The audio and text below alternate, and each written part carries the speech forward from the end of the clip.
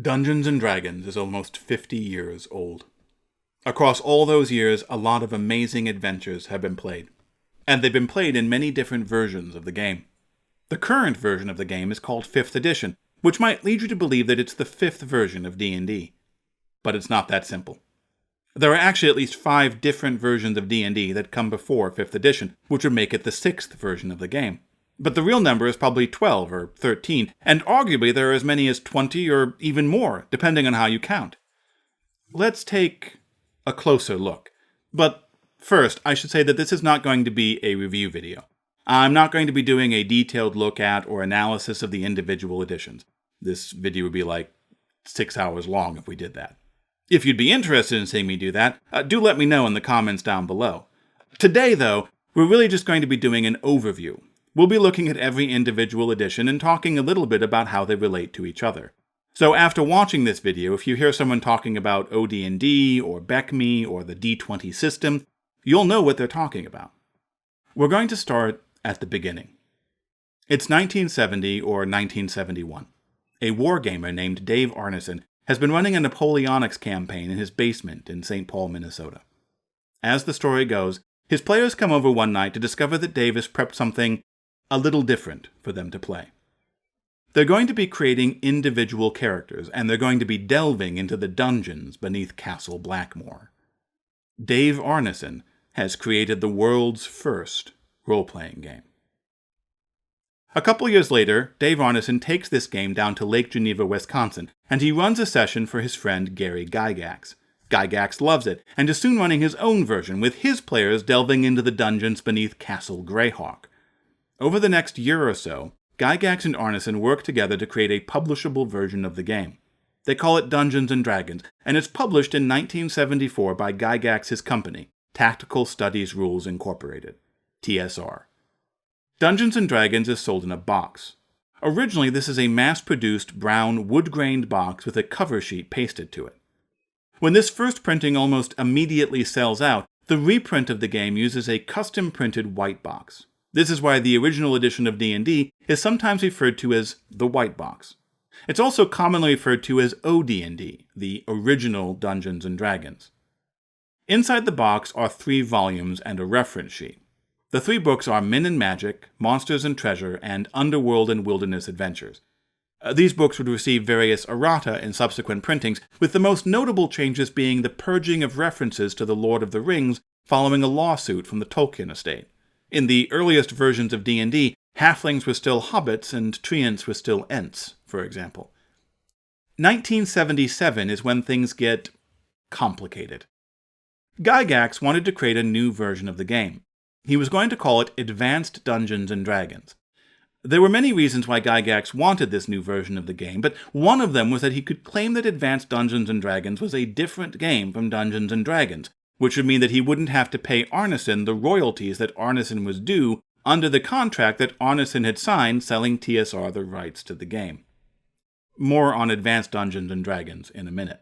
Gygax knew that the new advanced version of the game would not be friendly to new players, so in 1977 a new boxed version of the game called the Basic Set was published. Eric Holmes was credited as having edited the book, but it's actually a complete redesign of the original game with player characters limited to just the first 3 levels of play. This box set is now referred to as the Holmes Edition. It was also the first example of what would come to be called Basic Dungeons & Dragons, or less commonly, BD&D, even though no game was ever actually sold under that specific title. Also in 1977, TSR published the Monster Manual. This was the first book in a trilogy of textbook-sized hardcovers that would constitute the core rulebooks of AD&D, Advanced Dungeons & Dragons.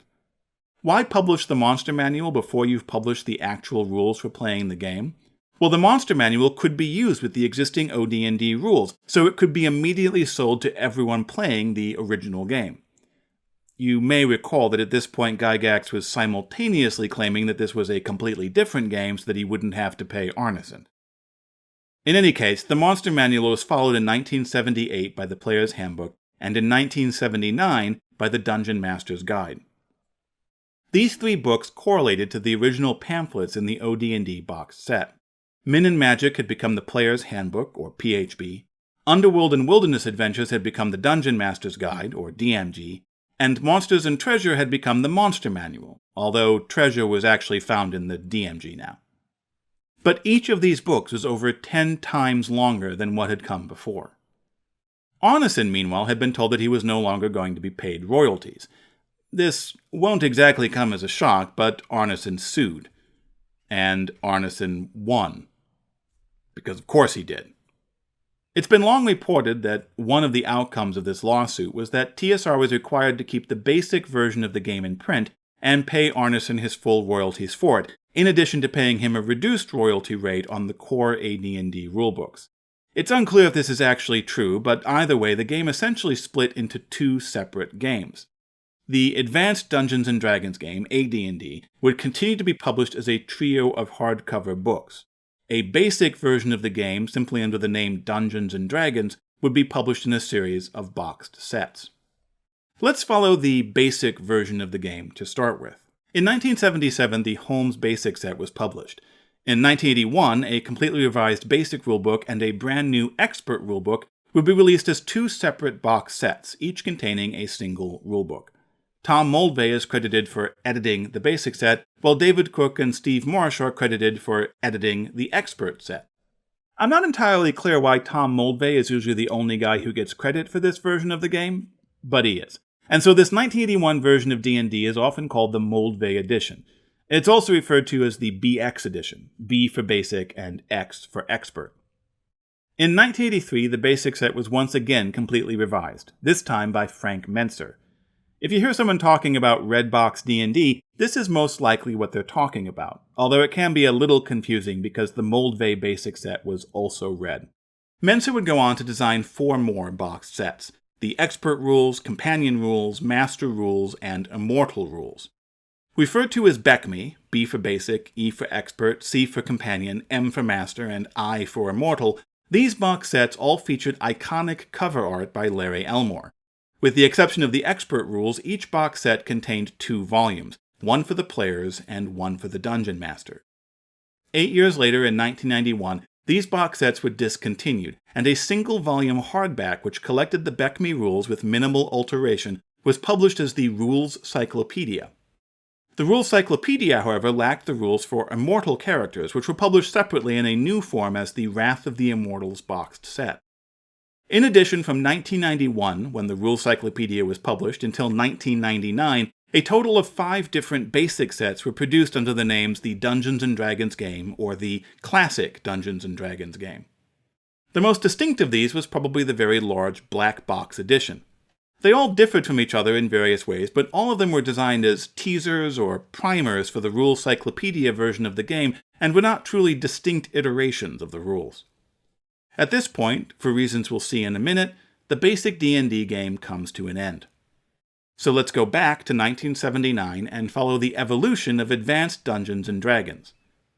Every edition of AD&D was published as a trilogy of core rulebooks, a player's handbook, a dungeon master's guide, and a book of monsters. In 1983, the original first edition core rulebooks were reissued with new covers painted by Jeff Easley. These are easily recognizable due to their orange spines, but the interiors were not revised. In 1985, TSR published Unearthed Arcana as a new core rulebook. Since it included not just expansions but also alterations to the game, it is sometimes referred to as Edition 1.5. But this wasn't really something people did in the 80s, though. The concept of a half edition really comes from developments during the second and, more importantly, third editions of the game, as we'll see, and Unearthed Arcana has been kind of retrofitted to fit the pattern. Speaking of AD&D 2nd Edition, that was published in 1989 as the Player's Handbook, Dungeon Master's Guide, and Monstrous Compendium. This revision of the rules is primarily credited to David Zeb Cook. The Monstrous Compendium was notably published as a 3-ring binder, with the monsters on individual sheets of paper. The idea was that new monsters could be published in additional supplements or box sets, and the DM would be able to sort them all together. The DM would also be able to just pull the monsters they needed for their current adventure, instead of needing to haul all of their monster books to each session. The scheme failed because TSR published monsters on both sides of each sheet, making it impossible to actually alphabetize or organize them across multiple sets. The sheets were also quite thin and would easily tear loose from the binder. As a result, in 1993 the Monstrous Compendium was replaced by the Monstrous Manual, a hardcover book. In 1995, all 3 of the second edition core rulebooks were reissued with new covers. There were no meaningful changes to the rules, but at the same time, 3 new core rulebooks referred to as the Player's Options were also published and added to the game: Combat and Tactics, Skills and Powers, and Spells and Magic. There was also a Dungeon Master option high-level campaigns. Sometimes referred to as 2.5, this is more commonly referred to as second edition Player's Options or just Player's Options. 2 years later, in 1997, as a result of grotesque mismanagement, TSR was on the verge of bankruptcy. The reasons for this are complicated and contentious, and I'm not going to get into them here.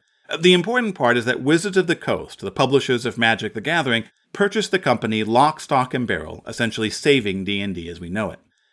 Wizards continued publishing 2nd edition, but they also immediately began planning a major revision of the game, which in the summer of 2000 became Dungeons & Dragons 3rd edition.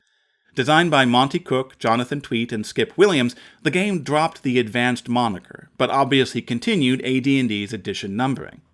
At this time, Wizards also discontinued publishing the basic version of the game. Now there was just Dungeons & Dragons. Only not quite, because the other thing that happened with the release of 3rd edition is that Wizards simultaneously released the Open Game License, or OGL. The complete story of the Open Game License is, yet again, a saga unto itself. The important bit here is that it allowed anyone to publish adventures and supplements for D&D, and also to create entirely new role-playing games based on D&D. The only thing you couldn't do was use Wizards' trademarks. In other words, you couldn't actually say that you were using Dungeons & Dragons. Instead, Wizards issued a separate license called the D20 System Trademark License. This created a new trademark for the D20 system, which could be used to indicate that your books were compatible with D&D.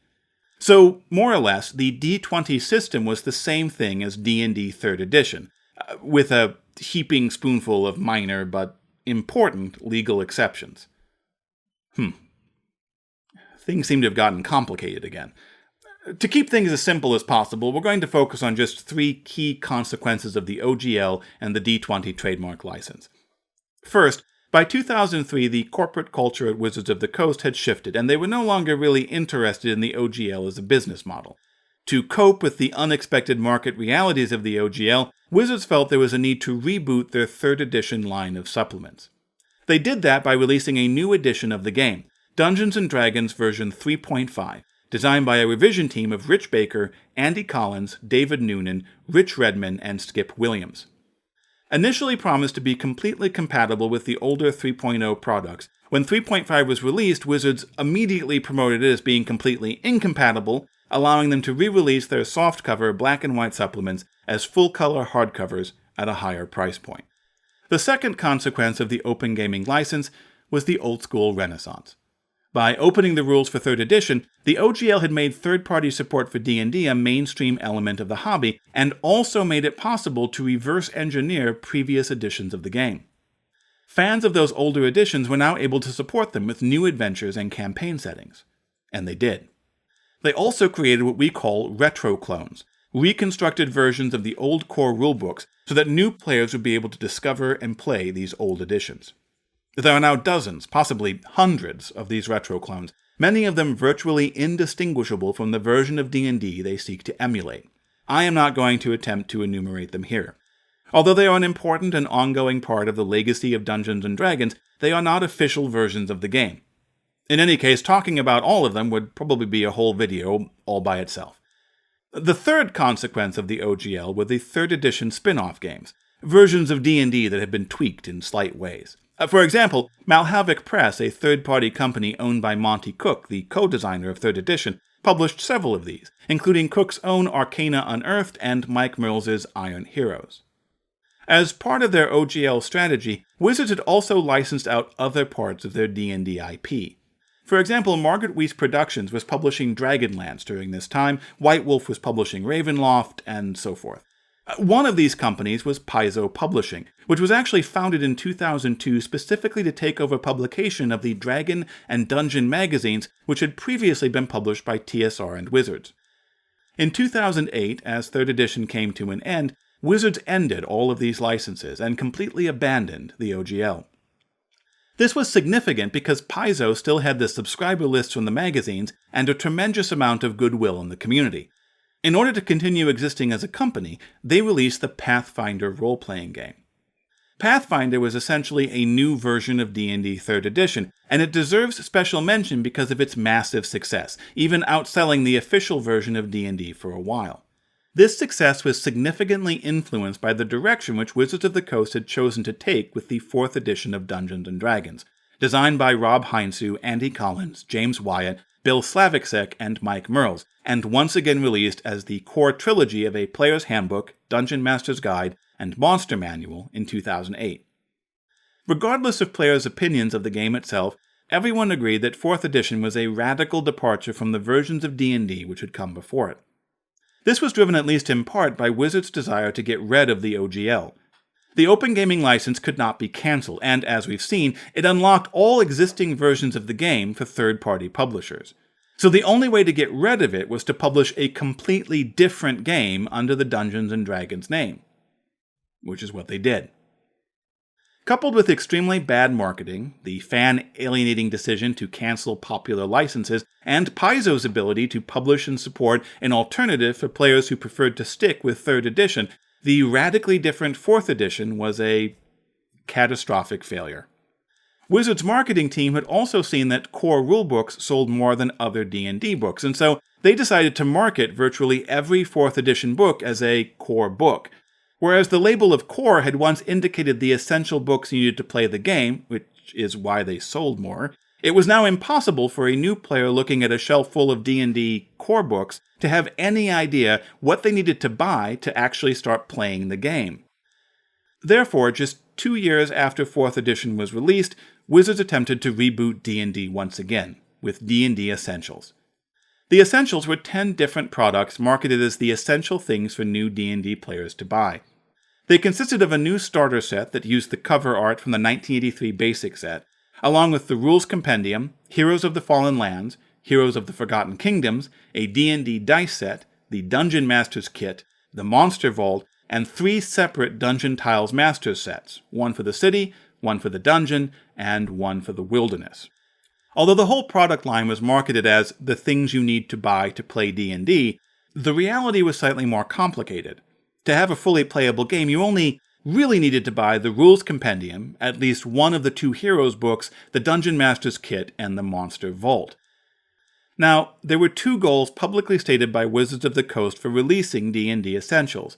First, to make it clear to new players what they should buy to start playing, and second, to reduce the cost of entry. In order to achieve these goals, however, Wizards released a line of confusingly labeled products that left even existing players baffled about what they should be buying, and which, even if you identified the products you actually needed, cost more than the existing trilogy of core rulebooks. And if you actually bought all the products identified as D&D Essentials, you would actually spend more than twice as much, more than $200 to start playing. In short, it was another incompetent release, and probably an even bigger disaster. The people in charge were sacked, and in January 2012, just 13 months after the last D&D Essentials product was released, 4th edition was officially placed on permanent hiatus, and the development began on D&D Next. D&D Next was a massive public playtest for the next edition of D&D that lasted for 2.5 years. No core rulebooks were published under the D&D Next trademark, but several adventures designed to be used with the PDF playtest packets were. So if you see a book labeled D&D Next, that's what's going on with that. In July 2014, the 5th edition of Dungeons & Dragons, designed by Mike Mearls and Jeremy Crawford, arrived in the form of a new starter set. Over the next several months, a new trilogy of core rulebooks would follow. A Player's Handbook, a Dungeon Master's Guide, and of course, a new Monster Manual.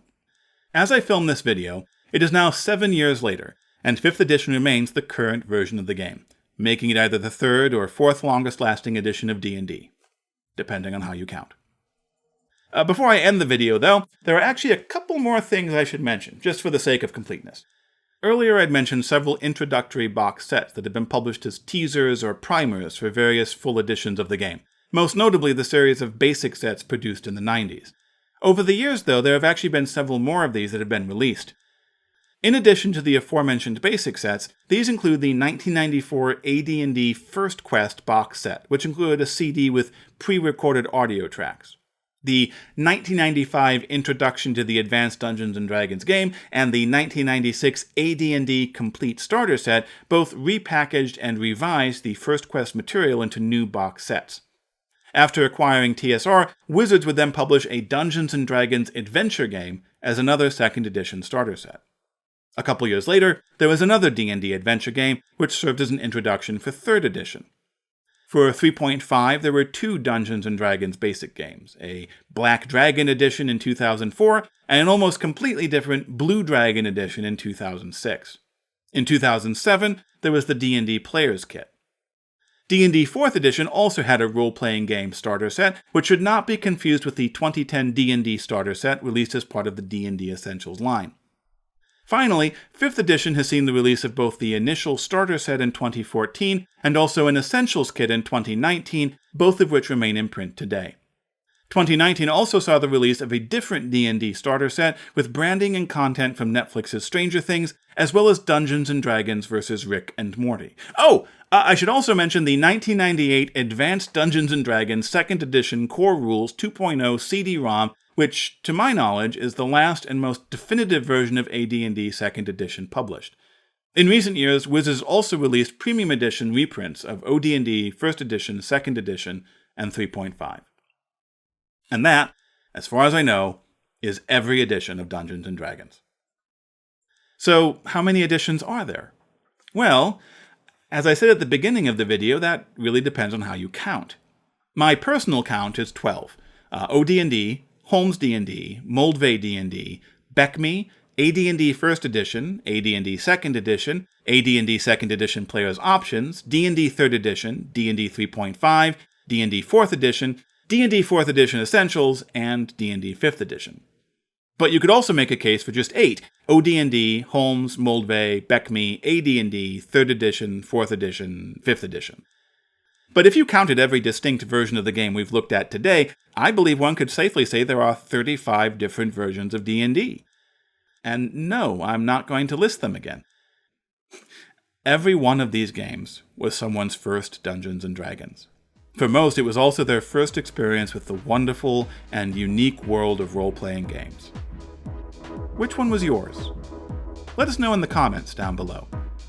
And if this is your first time visiting the Alexandrian, take a moment to grab your dice and make an attack roll versus the subscribe button. Good gaming. This is Justin Alexander, and I'll see you at the table.